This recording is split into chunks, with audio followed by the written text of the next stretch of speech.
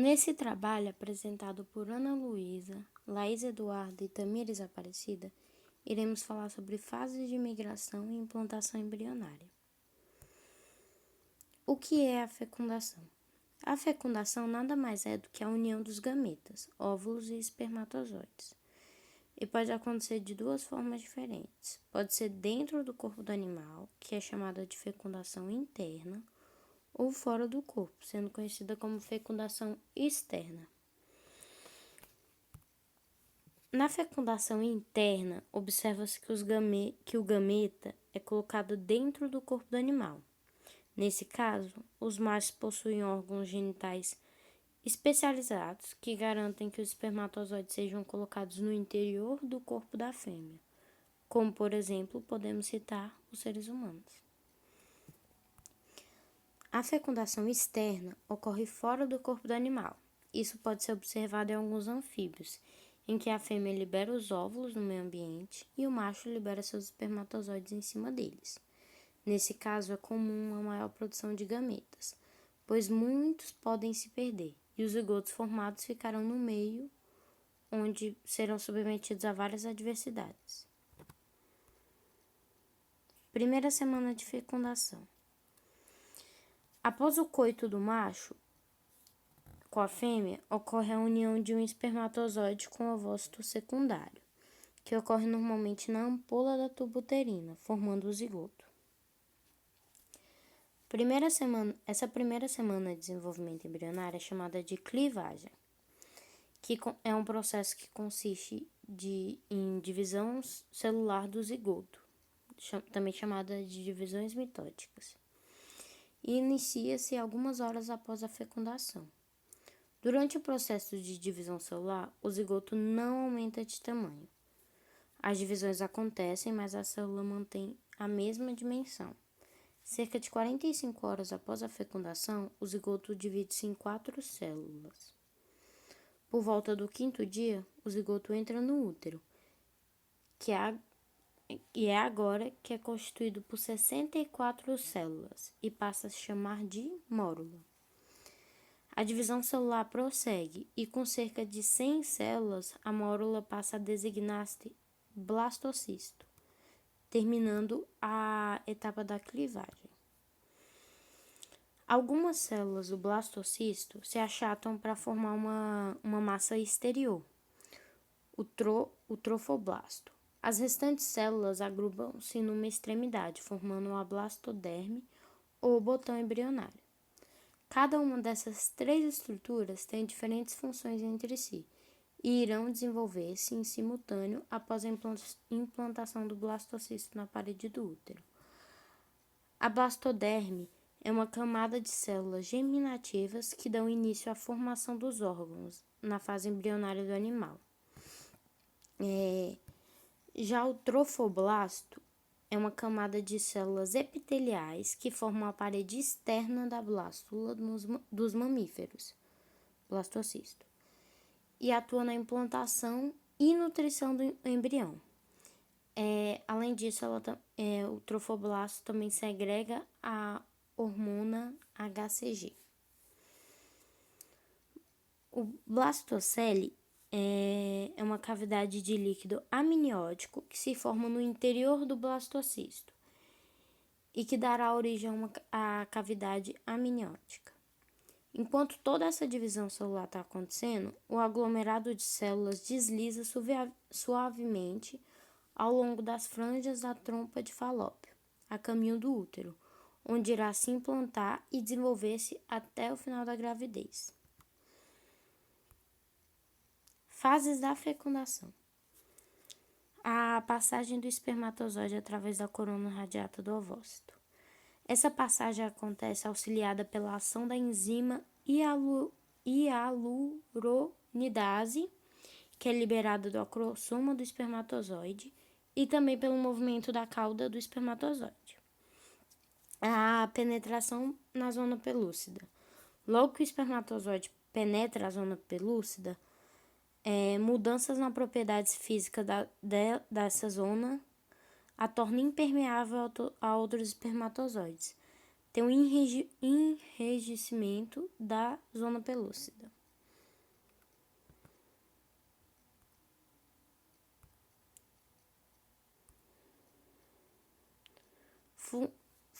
fusão da membrana plasmática do ovócito e do espermatozoide. A cabeça e a cauda do espermatozoide entram no citoplasma do ovócito, na área de fusão, e lá começa o processo de fecundação. Término da segunda divisão meiótica do ovócito. Termina na formação do ovócito maduro, no pronúcleo feminino, e no segundo corpo polar.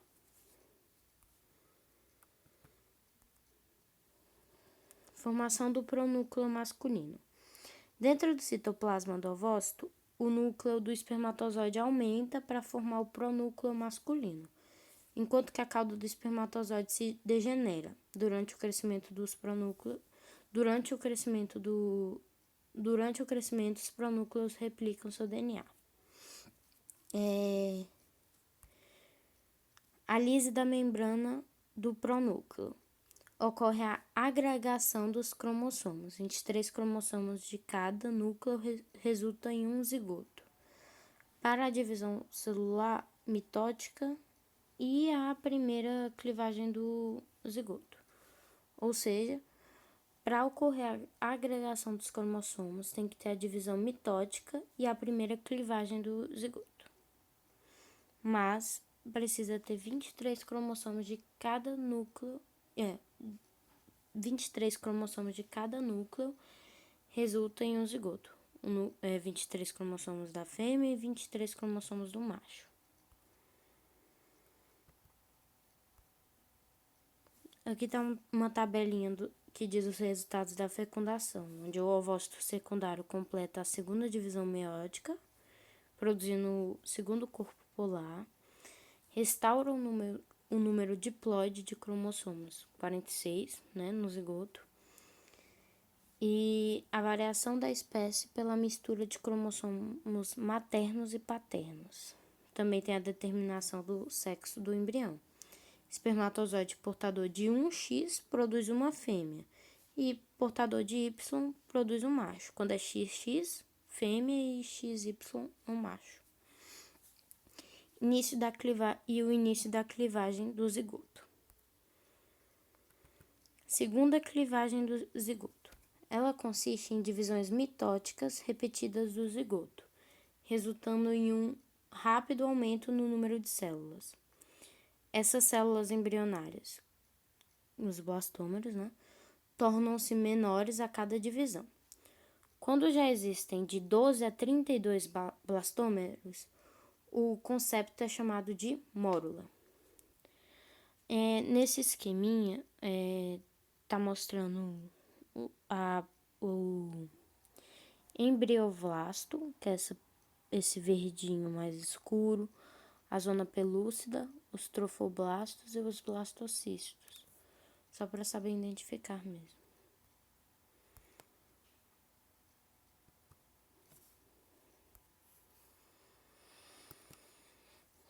Formação do blastocisto. A mórula alcança o útero cerca de 4 dias após a fecundação e o fluido da cavidade uterina passa através da zona pelúcida para formar a cavidade blastocística. À medida que o fluido aumenta na cavidade, os blastômeros são separados em duas partes, trofoblastos e embrioblasto. Os trofoblasto é uma camada externa que formará a parte embrionária da placenta. Grupo de blastômeros localizados centralmente e o embrioblastos é um grupo de blastômeros localizados centralmente que dará origem ao embrião.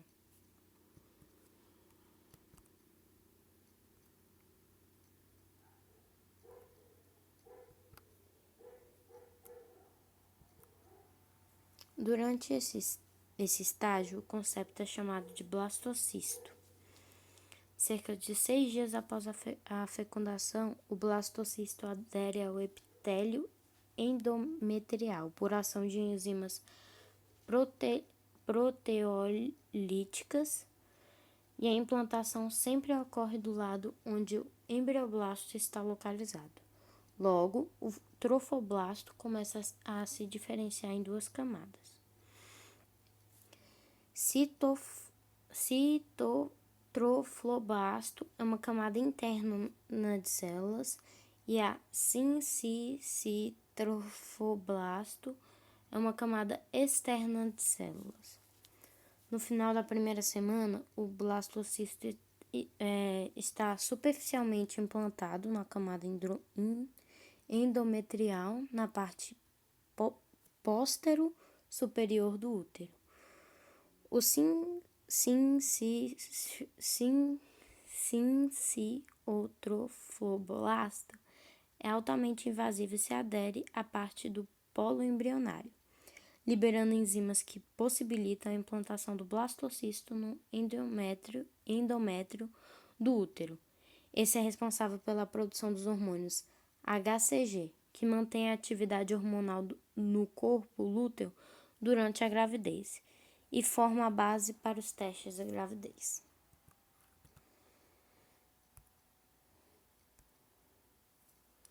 Segunda semana. Ela é caracterizada pelo término da implantação do blastocisto, que acontece no 10º dia,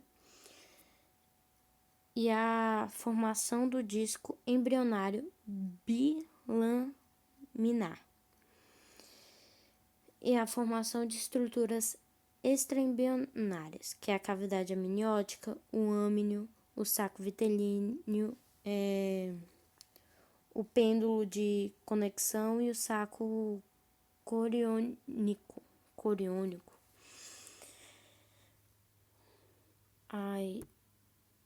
Aqui mostra o sistema reprodutor, como que é feito na fecundação, e onde é o número 1, ovário, trompa de Falópio, endométrio e esses daí. Formação da cavidade amniótica e do disco embrionário. Com a projeção da implantação do blastocisto, ocorrem mudanças no embrioblastos que resultam na formação de uma placa bilaminar, o disco embrionário, formado por duas camadas, que é o epiblasto e o hipoblasto. O epiblasto é uma camada celular espessa e colunar, que desenvolve rapidamente a cavidade amniótica. O hipoblasto já é uma camada celular delgada e cuboide, que forma o saco vitelino. Concomitante a esses processos, aparece um pequeno espaço no embrioblasto, a cavidade amniótica. O epiblasto forma o assoalho da cavidade amniótica e o hipoblasto o teto da cavidade exocelômica. Células do hipoblasto migram para formar a membrana exocelômica, que reveste a superfície interna do citotrofoblasto. Logo se modifica para formar o saco vitelino. As células do endoderma do saco vitelínico formam o mesoderma extraembrionário, que circula o âmnio e o saco vitelino. Assim, a formação do âmnio, do disco bilaminar e do saco vitelínico. Com o desenvolvimento, surgem espaços celômicos isolados no interior do mesoderma extraembrionário. Posteriormente, se fundem para formar o celoma extraembrionário, que desenvolve o âmnio e o saco vitelino.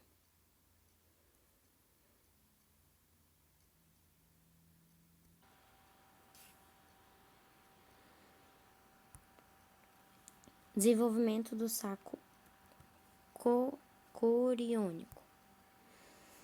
O celoma extraembrionário divide o mesoderma extraembrionário em duas camadas, que é o mesoderma somático extraembrionário e que reveste o trofoblasto e o âmnio, e o mesoderma esplânico extraembrionário, que envolve o saco vitelino. E o córeo é formado pelo mesoderma somático extraembrionário e 2 camadas de trofoblasto.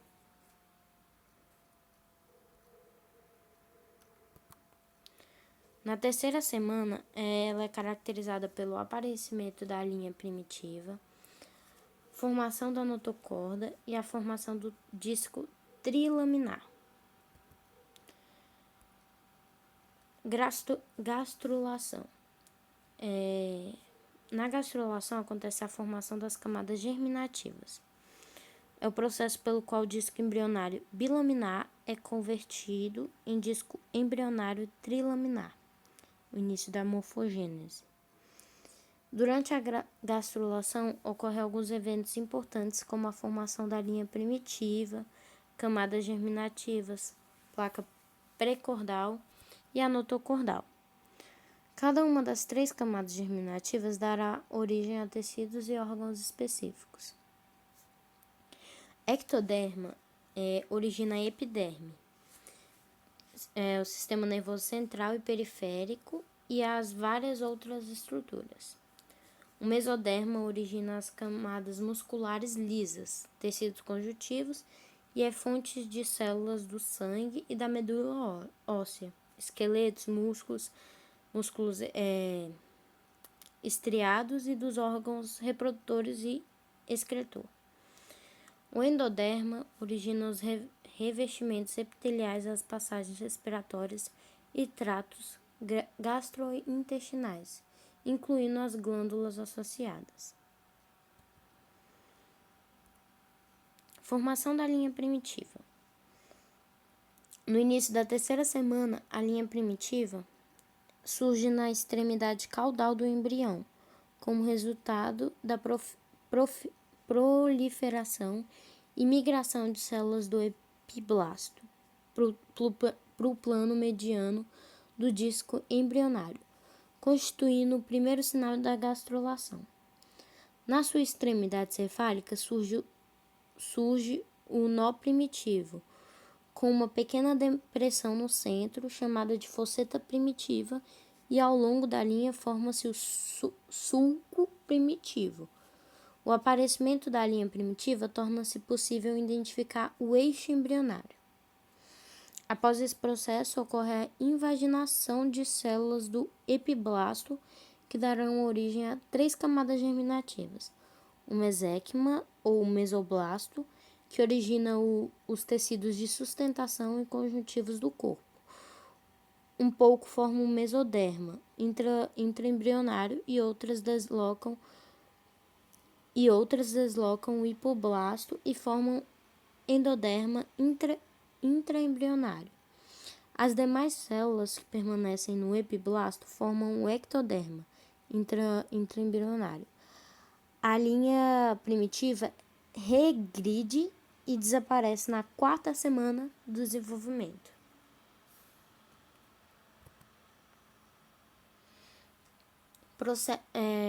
Formação do processo notocordal. Células mesenquimais migram cefalicamente do nó e da fosseta primitiva, formando um cordão celular mediano,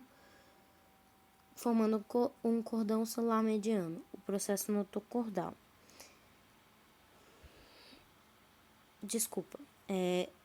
A formação do processo notocordal. Células mesenquimais migram cefalicamente do nó e da fosseta primitiva, formando um cordão celular mediano. O processo notocordal adquire uma luz, que é pelo canal notocordal, e cresce até alcançar a placa pré-cordal, áreas de células endodérmicas firmemente aderidas à ectoderma. Essas camadas fundidas formam a membrana bucofaríngea, que é a boca, e a membrana cloacal, que é vai formar o ânus. A notocorda surge pela transformação do bastão celular do processo notocordal. O assoalho do processo notocordal funde-se com o endoderma e degeneram.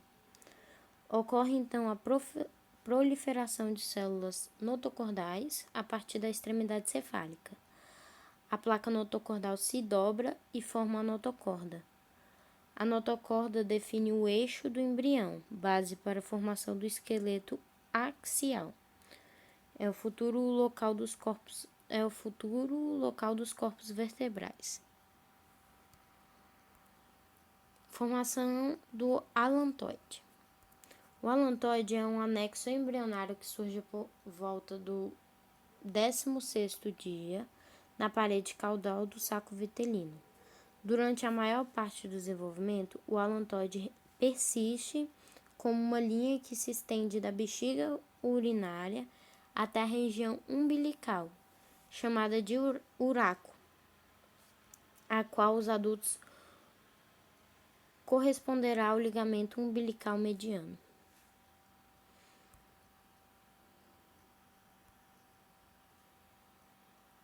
Neurulação, formação do tubo neural. A formação da placa neural é induzida pela notocorda em desenvolvimento. Por volta do 18º dia, a placa neural se invagina ao longo do eixo central, formando o sulco neural mediano, com pregas neurais em cada lado. No fim da 3ª semana, as pregas neurais começam a se aproximar e a se fundir, formando o tubo neural. Este logo se separa do ectoderma da superfície, se diferencia e forma a epiderme da pele. A fusão das pregas neurais avança em direção à cefálica e à caudal, permanecendo abertas na extremidade cranial até o 25º dia e na extremidade caudal até o 27º dia.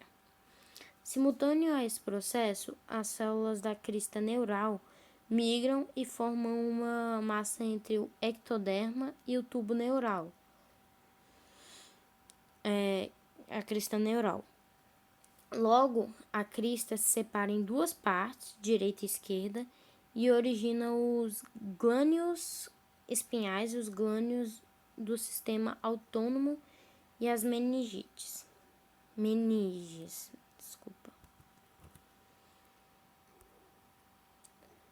Durante a formação da notocorda e do tubo neural, o mesoderma intraembrionário se divide em mesoderma paraxial, intermediário e lateral.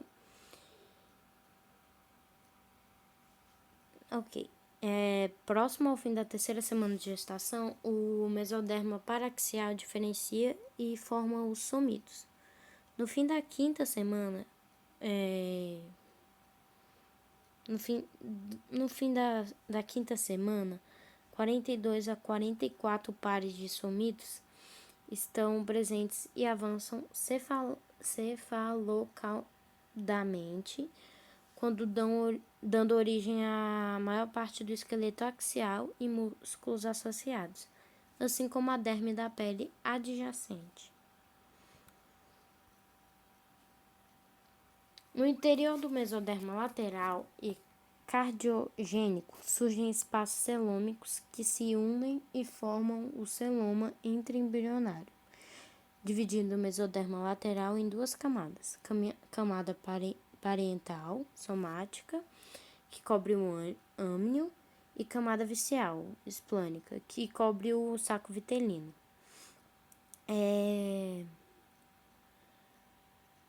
Somapleura é o mesoderma somático mais o ectoderma sobrejacente. E o esplanquinopleura é o mesoderma esplânico mais o endoderma subjacente. Subjacente, desculpa. No segundo mês, o celoma está dividido em 3 cavidades, que é a cavidade pericárdica, as cavidades pleurais e a cavidade peritoneal.